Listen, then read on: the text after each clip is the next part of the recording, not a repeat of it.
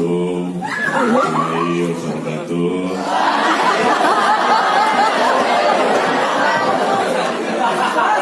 Salam sejahtera, Om Swastiastu, Namo Buddhaya, salam kebajikan.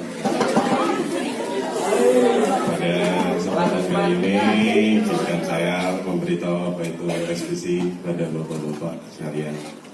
Jadi, SPC itu adalah event SMA Negeri 4 dari dulu yang mempertandingkan antara sekolah-sekolah di Jakarta menuju Bodetabek.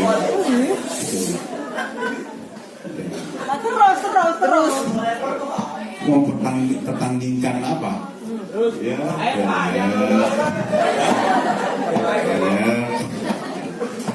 ada futsal, ada basket, ada tradisional. Iya. Ya, seperti itu.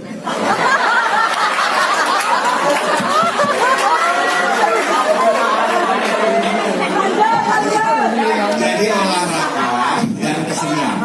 Ada lagi mas? Ya, kemarin. Oke. Tujuannya apa bikin SPC?